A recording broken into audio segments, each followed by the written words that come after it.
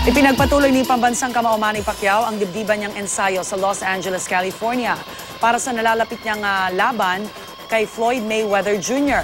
At 2 araw mula ngayon, maghaharap na sila ni Mayweather sa isang red carpet press conference. May live report si Connie Sison. Connie. Yes, alam mo, kahit na Rhea ay talagang intense training na ang ginagawa dito ng ating pambansa kamao, ay may mga oras pa rin ito para makipagkulitan sa kanyang Team Pacquiao. No? In fact, nasaksihan natin, isang beses ay habang nagsushoot ito ng kanyang music video, ay kinuha niya itong camera sa kanyang direktor at siya ang pumalit bilang direktor at nag-alapakman naman ang kanyang direktor. Panoorin po natin ang video diary ng ating pambansa kamao.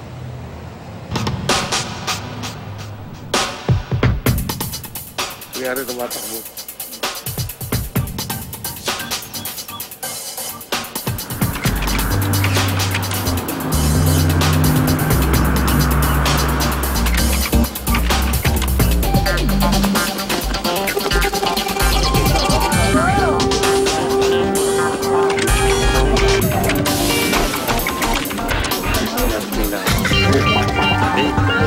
It's gonna be on gym.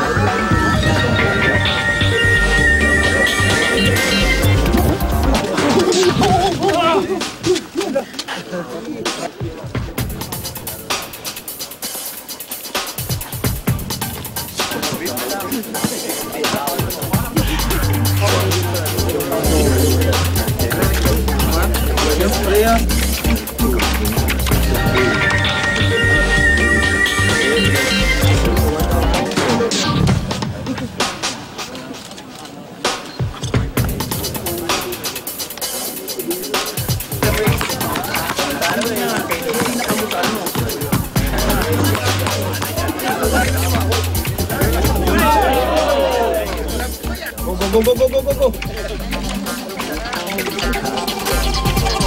Kumano? Oh.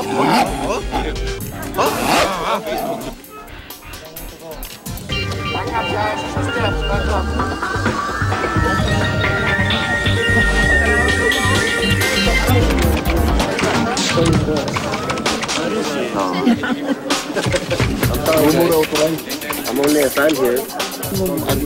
Oh yeah, that's good.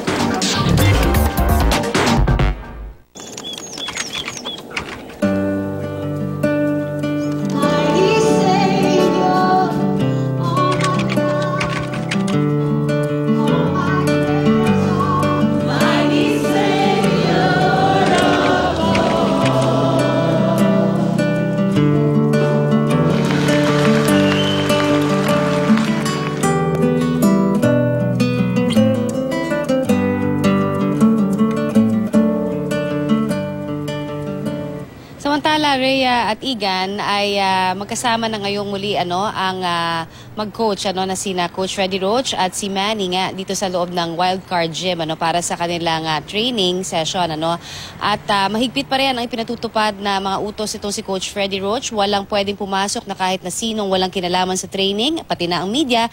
Para sa ganun daw ay walang lalabas na anumang estilo na kanilang pinag-aaralan para sa laban naman sa Mayo 2. Yan ang isa sa pinakamahigpit na utos ng coach na si Freddie Roach.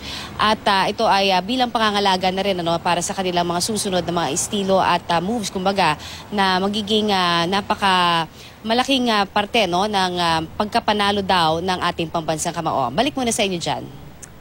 Maraming salamat, Connie Sison.